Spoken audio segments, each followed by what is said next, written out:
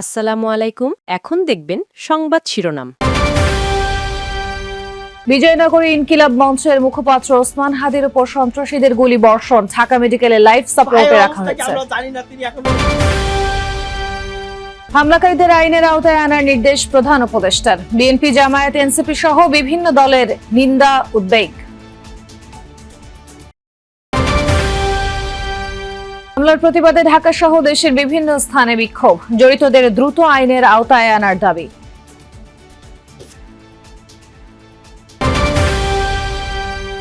হাদির উপর হামলার ঘটনায় তারেক রহমানের নিন্দা, বললেন শান্তি বিনষ্ট করতে চায় স্বাধীনতা বিরোধী চক্র। এতক্ষণ দেখছিলেন সংবাদ শিরোনাম, এখন দেখবেন বিস্তারিত। ইনকিলাব মঞ্চের মুখপাত্র এবং ঢাকা ৮ আসনের সম্ভাব্য স্বতন্ত্র প্রার্থী শরীফ ওসমান হাদির ওপর গুলি চালিয়েছে সন্ত্রাসীরা। গুরুতর অবস্থায় তাকে দ্রুত ঢাকা মেডিকেলে নেওয়া হয়। হাসপাতাল পরিচালক যমুনা টেলিভিশনকে জানিয়েছেন, মস্তিষ্কে গুলি থাকায় তাকে লাইফ সাপোর্টে রাখা হয়েছে। দুপুর ২:৩০টার দিকে রাজধানীর বিজয়নগর এলাকায় গুলিবিদ্ধ হন হাদি। জুমার নামাজ পড়ে রিকশায় করে যাওয়ার সময় মোটর সাইকেল থেকে দুর্বৃত্তরা কয়েক রাউন্ড গুলি চালায় তার ওপর। জুমার নামাজের পর বিজয়নগর এলাকায় জনসংযোগ করছিলেন এই আসনের সংসদ সদস্য হিসেবে নির্বাচন করতে চাওয়া ওসমান হাদি ও তার সমর্থকরা। লিফলেট বিলির কর্মসূচি ছিল তাদের। দুপুর 2:25 দিকে বক্স কালভার্ট এলাকায় ছিলেন হাদিরা। এ সময় মোটরসাইকেলে এসে সন্ত্রাসীরা হাদিকে লক্ষ্য করে গুলি করে পালিয়ে যায়। তাদের মাথায় হেলমেট ছিল। 21 মিনিটের সময় আমরা গুলির শব্দ পাই। আমরা শব্দ পেয়ে আমাদের বাসা এখানে আমরা নিচে নেমে আসি। আসার পরে আমরা এখানে দেখি একজন লোক গুলিবিদ্ধ, উনি রিস্কায় ছিলেন, 2 জন আরোহী ছিলেন এবং একটা মোটরসাইকেল এখান থেকে গুলি করে চলে গেছে। আমরা নিচে আমাদের গার্ড থেকে জানতে পারি। শব্দ শোনার পরে তো বসে যে চাকার টায়ার ব্রাস্ট হচ্ছে, আমি এরকম ভাবছি। না না না না গুলি শব্দ আমি বুঝতে পারিনি। বড় যখন মানুষের দৌড়াদৌড়ে ছুটাছুটি, তখন আমরা বাইরেছি যে কি ব্যাপার, মানুষ দৌড়ে কেন। সেখান থেকে কর্মী সমর্থকরা তাকে ঢাকা মেডিকেলে নিয়ে যায়। সেখানেই চলছে তার চিকিৎসা।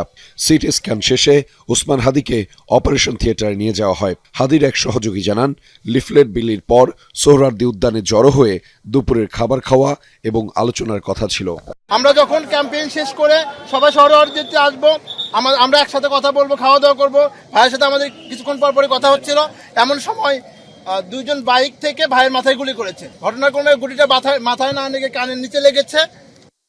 এই ঘটনার পর তার অনুসারী সহ বিভিন্ন রাজনৈতিক দলের ওসমান হাদির উপর হামলাকারীদের দ্রুত আইনের আওতায় আনতে নির্দেশ দিয়েছেন প্রধান উপদেষ্টা ডক্টর মোহাম্মদ ইউনূস।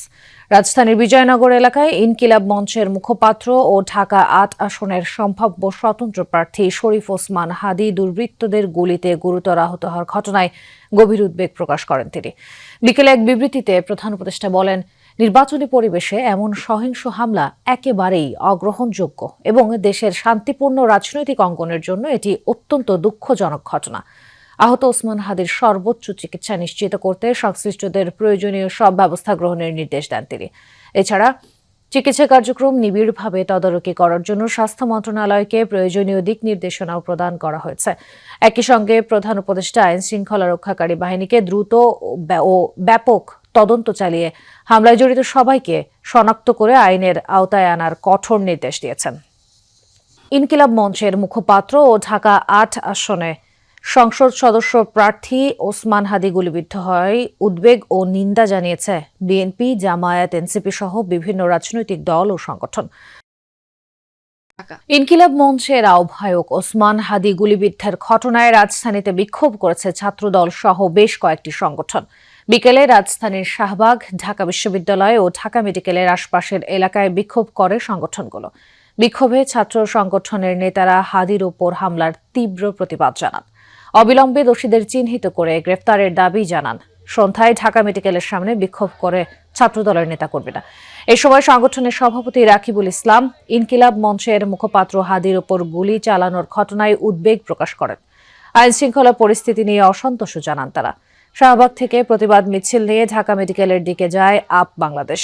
রাজু ভাস্কর্যের সামনে বিক্ষোভ থেকে দুর্বৃত্তদের গ্রেফতারে 12 ঘণ্টার আলটিমেটাম দেয় ছাত্র অধিকার পরিষদ। হাদি সমর্থক গোষ্ঠী নামে আরেকটি সংগঠন বিক্ষোভ করেছে ঢাকা বিশ্ববিদ্যালয় এলাকায়। এই কাপুরুষোচিত হামলার সাথে কারা জড়িত সেই সন্ত্রাসীদের চিহ্নিতপূর্বক গ্রেপ্তার এবং সুষ্ঠু তদন্তের মাধ্যমে জাতির সম্মুখে পেশ করবেন যে কারা এই নির্বাচন বানচাল করতে চায়। গুলিবর্ষণকারী যারা সন্ত্রাসী তাদেরকে যেন অতি দ্রুত সময়ের মধ্যে এই অন্তর্বর্তীকালীন সরকার গ্রেপ্তার করে সে দাবি জানাচ্ছি। আমরা বিভক্তির যে দেওয়াল চারদিকে দেখতে পাচ্ছি, সেই বিভক্তির মাঝে হাদি ভাই ছিল বিপ্লবীদের ঐক্যের প্রতীক। আগামী 12 ঘন্টার মধ্যেই উসমান হাদিকে যারা হত্যার উদ্দেশ্যে গুলি করেছে তাদেরকে গ্রেপ্তার করতে হবে, নাহলে আমার ভাই আইসিইউতে থাকবে, আপনি যমুনায় আরামায়েশ করবেন, সেই আরামায়েশ কিন্তু আমরা মেনে নেব। গণতান্ত্রিক ছাত্র অধিকার পরিষদ, বাংলাদেশ জাতীয়তাবাদী ছাত্র দল সহ বেশ কয়েকটি ছাত্র দলগুলো কিন্তু ইতিমধ্যেই বিক্ষোভ কর্মসূচি করেছে। আমরা দেখেছি টিএসসির আশপাশ দিয়ে তারা মিছিল নিয়ে কিন্তু ঢাকা মেডিকেল কলেজের দিকে।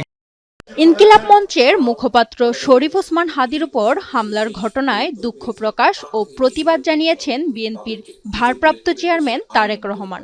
প্রকৃত দোষীদের খুঁজে বের করতে গণতন্ত্রের পক্ষের শক্তিকে সহযোগিতা করার আহ্বান জানান তিনি। ইনকিলাব মঞ্চের নেতা জনাব ওসমান হাদি, তাকে গুলি করা হয়েছে। এই ঘটনার জন্য তীব্র ঘৃণা এবং প্রতিবাদ জানাচ্ছি। সহযোগিতা করার কোন স্কোপ সুযোগ যদি থাকে আমরা আমাদের সর্বোচ্চ সহযোগিতা করব, যাতে করে তারা প্রকৃত যে দোষী ব্যক্তি তাদেরকে খুঁজে বের করে দেশের আইন অনুযায়ী তাদেরকে শাস্তি প্রদান করতে পারে। বিকেলে রাজধানীর খামারবাড়িতে বিএনপির দেশ গড়ার পরিকল্পনা কর্মসূচিতে তারেক রহমান বলেন, দেশ সংকটের মধ্য দিয়ে যাচ্ছে। যারা স্বাধীনতা ও সার্বভৌমত্ব ধ্বংস করতে চায় তাদের ষড়যন্ত্রের অংশ হিসেবেই হাদির উপর হামলা চালানো হয়েছে। যারা এই দেশের স্বাধীনতাকে ধ্বংস করতে চায়, এই দেশের সার্বভৌমত্বকে ধ্বংস করে এই দেশের স্থিতিশীলতাকে ধ্বংস করতে চায়, তারা তাদের ষড়যন্ত্র যে শুরু করে দিয়েছে, আজকে ওসমান হাদির ঘটনা দিয়ে তা প্রমাণিত হয়।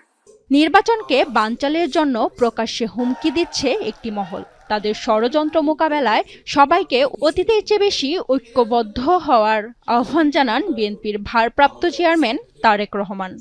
গত 1 বছরে বিভিন্ন সময় বিভিন্ন ব্যক্তি, বিভিন্ন সংগঠনের সদস্যরা হুমকি দিয়েছে প্রকাশ্যে যে প্রত্যাশিত নির্বাচন আগামী ফেব্রুয়ারি মাসে, সে নির্বাচনকে তারা হতে দেবে না, বাধাগ্রস্ত করবে, প্রকাশ্যে হুমকি দিয়েছে। আমাদের প্রত্যেকটি দল, প্রত্যেকটি নেতা, প্রত্যেকটি কর্মী, প্রত্যেকটি মানুষকে আজ অতীতের যে কোনো সময় থেকে সবচাইতে বেশি ঐক্যবদ্ধ হতে হবে। এর আগে সকালে অনুষ্ঠানে যোগ দেন বিএনপির স্থায়ী কমিটির সদস্য সালাউদ্দিন আহমদ। বলেন, জাতীয় নির্বাচন ও